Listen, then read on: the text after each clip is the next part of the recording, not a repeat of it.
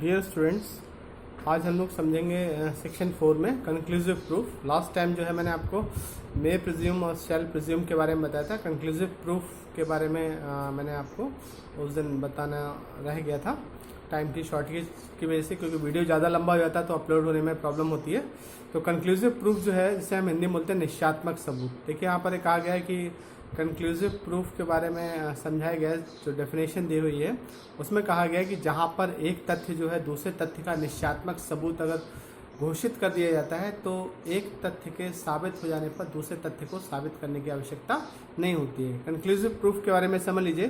Generally होता क्या है कि जैसे कोई भी फैक्ट आप कोर्ट के सामने रखते हैं तो वहाँ पर आपको उस फैक्ट को साबित करना होता है, उसे आपको प्रूव करना होता है, तभी कोर्ट उसको मानता है, अदरवाइज नहीं मानता है। यहाँ पर जो है कंक्लूसिव प्रूफ जो भी होते हैं, जो निश्चयात्मक सबूत जो होते हैं, उसे आपको साबित करने की आवश्यकता नहीं होती है, उसे आपको प्रूफ करने की ज़रूरत नहीं होती है। आप कोर्ट के सामने अगर कंक्लूसिव प्रूफ रखते हैं तो कोर्ट उसको एक्सेप्ट कर लेता है, वहाँ पर आपको उसे साबित करने की आवश्यकता नहीं है। साथ ही साथ जो है कंक्लूसिव प्रूफ को जो है रिबट नहीं किया जा सकता, उसका खंडन नहीं किया जा सकता।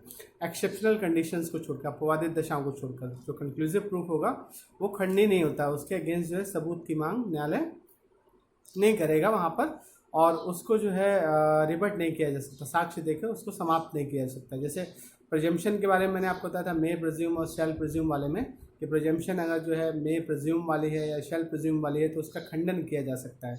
कोर्ट ने कोई चीज़ मान ली, ठीक है, किसी धारा में प्रावधान दिया है उसके अकॉर्डिंग, तो उसका खंडन हो सकता है। लेकिन अगर कोई सबूत जो है वो आपका निश्चयात्मक सबूत है तो उसका खंडन नहीं किया जा सकता, ऐसा इसकी परिभाषा में कहा गया है।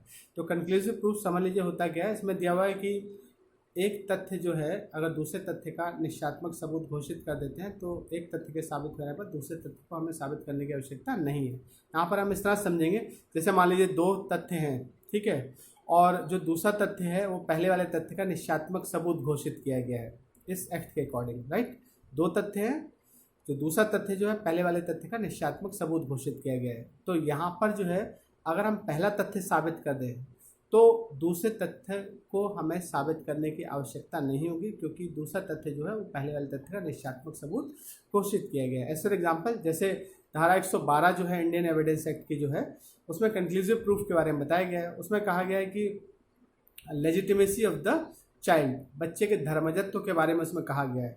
उसमें कहा गया है कि अगर जहाँ पर ये न्यायालय के समक्ष तथ्य रखा जाता है कि बच्चा जो है वो वैध विवाह के कायम रहने के दौरान या विवाह विघटन के उपरांत 280 दिन के भीतर पैदा होता है, तो वो बच्चा जो है अपने माता पिता की वैध संतान माना जाएगा। वहाँ पर तथ्य क्या दिया हुआ है कि बच्चा जो है या तो वैध विवाह के कायम रहने के दौरान हुआ हो या विवाह विघटन हो गया किसी कारण से, मैरिज डिसॉल्व हो गई, तो वैसे मैरिज डिसॉल्व होने के 280 दिन के भीतर वो बच्चा अगर अस्तित्व में आता है तो ये माना जाएगा कि वो बच्चा कैसा है, अपनी माता पिता की वैध संतान है।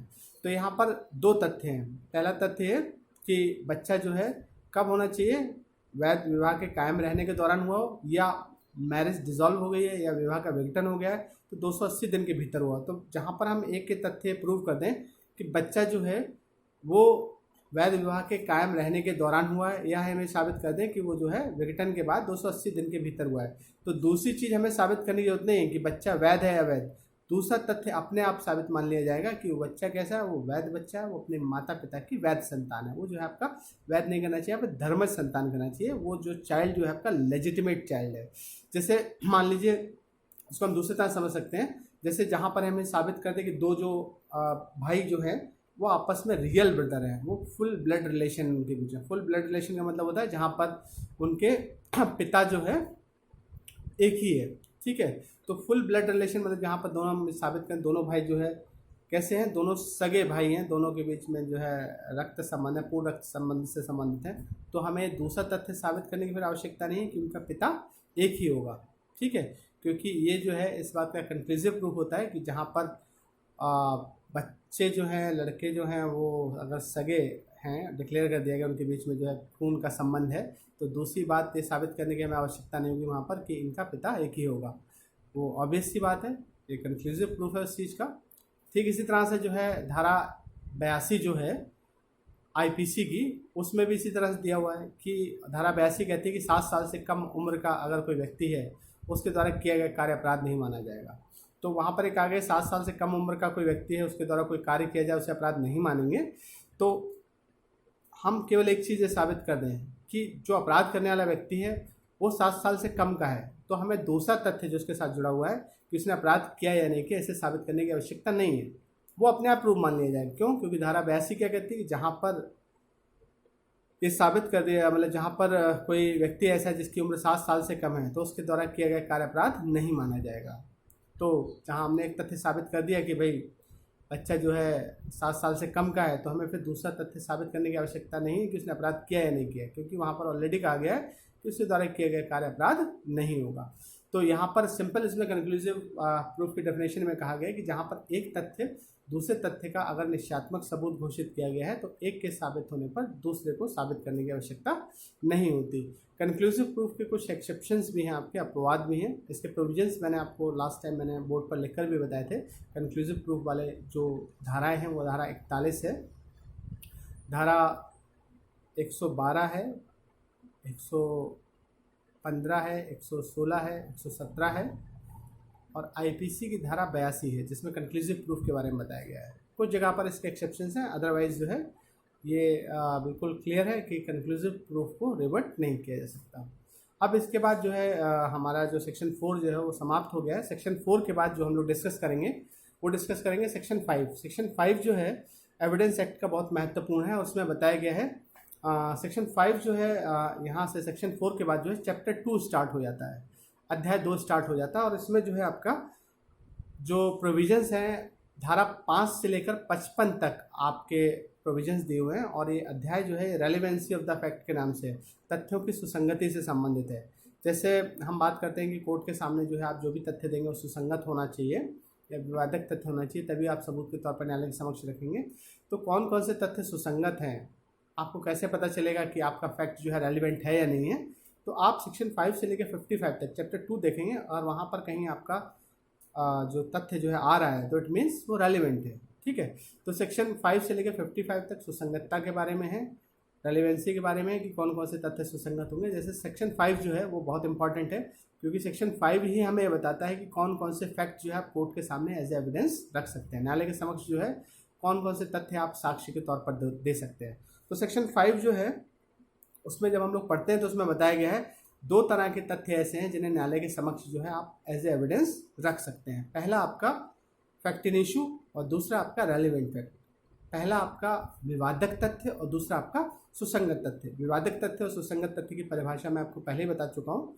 जैसे कि मैंने आपको बताया था कि जो परिभाषा जो होती हैं, जो इंटरप्रिटेशन क्लॉज जो होता है किसी भी एक्ट का बहुत इंपॉर्टेंट होता है क्योंकि उसमें वो शब्द सारे परिभाषित कर दिए थे, बता दिए थे उनका अर्थ, जिनको बाद में अधिनियम में प्रयोग किया जाना है। तो सेक्शन 3 अगर आपने ठीक से समझा होगा तो एविडेंस आपको समझने में दिक्कत नहीं होगी क्योंकि जितने टेक्निकल वर्ड हैं वो सब शुरुआत में हम आपको समझा चुके हैं। जैसे मैंने अभी बताया सेक्शन 5 में कि किन किन तथ्यों को साक्ष्य दे सकते हैं, विवादक तथ्यों का और सुसंगत तथ्यों का। तो विवादक तथ्य क्या है मैं सेक्शन 3 में आपको पहले ही बता चुका हूँ ऑलरेडी, और सुसंगत तथ्य की परिभाषा भी मैं सेक्शन 3 में आपको बता चुका हूँ।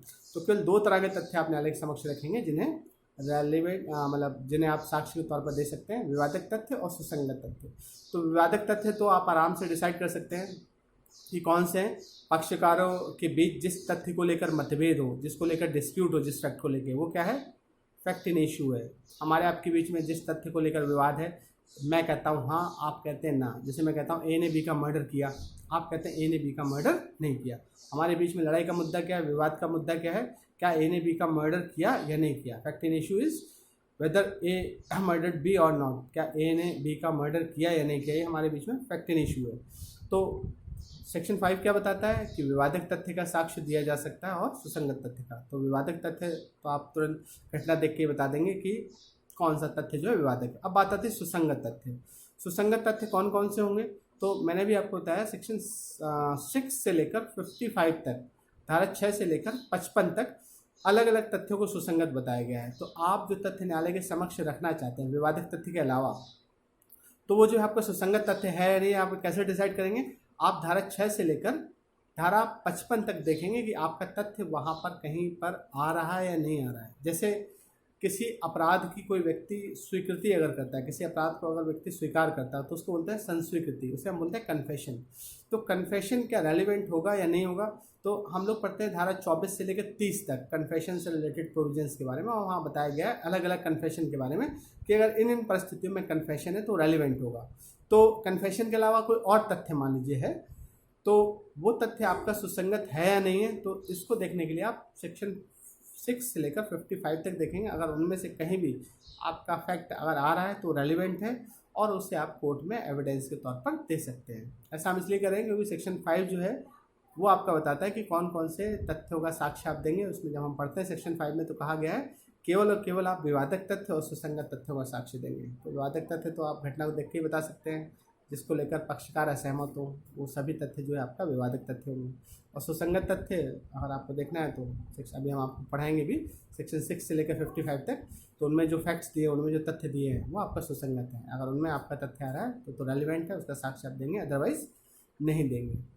आज के लिए इस वीडियो में हम इतने रखते हैं। नेक्स्ट टॉपिक जो हमारा होगा सेक्शन 6 का होगा। सेक्शन 6 जो है वो डॉक्ट्रिन ऑफ रेस जेस्टे पर बेस्ड है।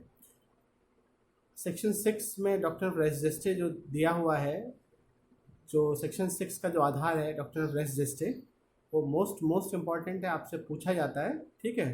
तो इसको हम लोग कल डिस्कस करेंगे, क्योंकि वीडियो की लेंथ ज़्यादा लंबी हो जाती है तो उसमें फिर अपलोड होने में समस्या होती है और वीडियो क्वालिटी और ऑडियो क्वालिटी दोनों डिस्टर्ब होती है। तो आज इतने रखते हैं।